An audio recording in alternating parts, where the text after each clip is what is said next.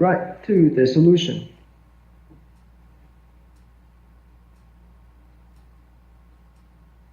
Now the problem only addresses the tensile stress in the beam.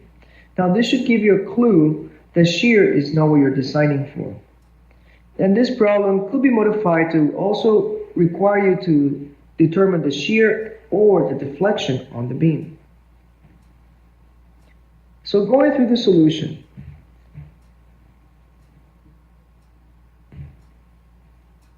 First, you need to calculate the maximum bending moment for the beam.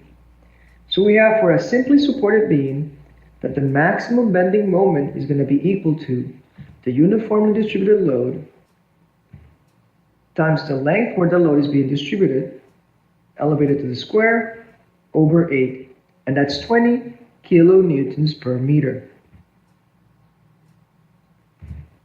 So where do we get this equation from the maximum moment? Now, we could have done what we've used before, determine the reactions and draw the shear diagram, draw the moment diagram, identify where a maximum moment is, and then calculate our maximum moment based on that. But we don't need to do that because we have tab SERM Appendix 44A, and we're looking at case number 9 in Appendix 44A, and we see that for the maximum moment can be found by multiplying the uniformly distributed load times the length square over 8.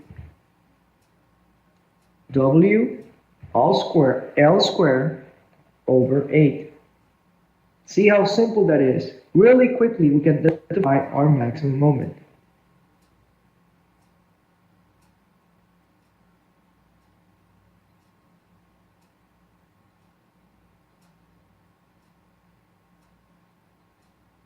Now, the second step that we need to take is to calculate the maximum stress using equation 4.37 of CERN. Now, assuming the tension is positive and the unknown depth D, so we find out using equation 44.37. We plug in our maximum moment. We leave everything to solve for the depth. Right? We know it's 30 centimeters. Our width is 30 centimeters, so we can put that into our inertia calculation, which is base times height or depth cubed over 12 for our typical rectangular beam, right?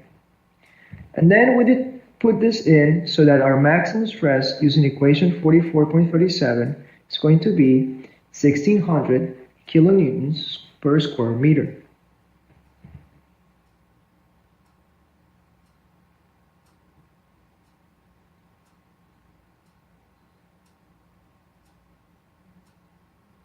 So how do we know that we have to use 1600 kilonewtons per square meter? Because we're being told that this material can stand a maximum allowable tensile stress of 1600 kilonewtons per square meter.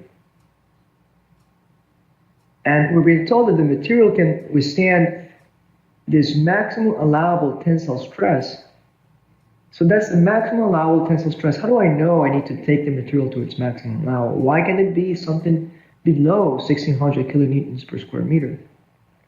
The reason why I need to, maximize this section using its maximum allowable tensile stress is because we're being asked to find the minimum required thickness. This is what I like to call, in a PE type of problem, a maximum minimum pairing. So if they give you a maximum value in the prompt and they require you to find a minimum value in the prompt that's related somehow to that maximum, you will then need to use this maximum as part of, you need to solve for that maximum somehow in the equation. So that's your maximum minimum type of pairing on a PE exam type of problem. So that's why we place 1600 kilonewtons per square meter. Now we have everything. We know everything but the term D, which is what we're designing for. Now, here you can use some algebra, as it was done here in this problem, to solve for it.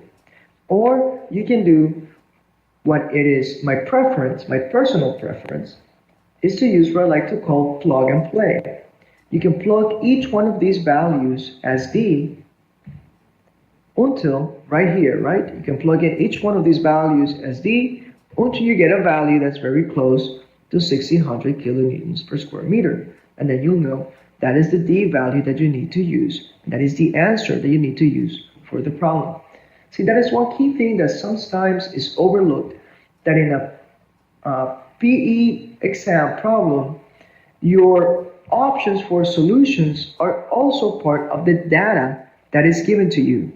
Some folks miss that, and it's almost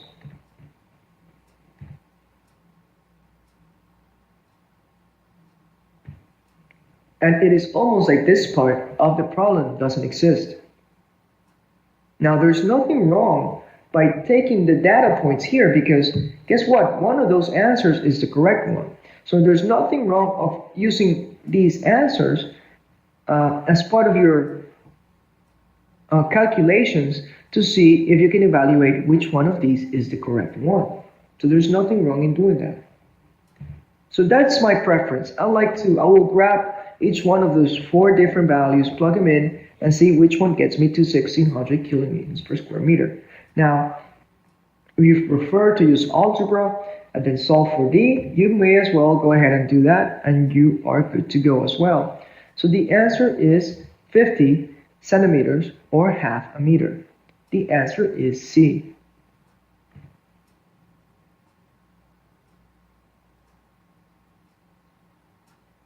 Now, one key thing is this example is simplified in a way that will serve the purpose of the breadth portion of the exam.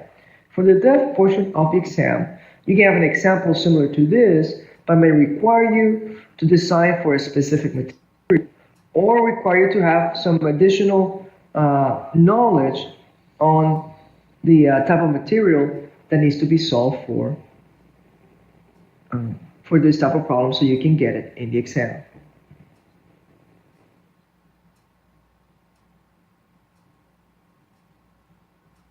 So that brings us close to the hour for this 5th recording of the structural mechanics lesson, and we'll stop right here for this recording. We'll continue with the concept of slabs on our last recording for the structural mechanics lesson.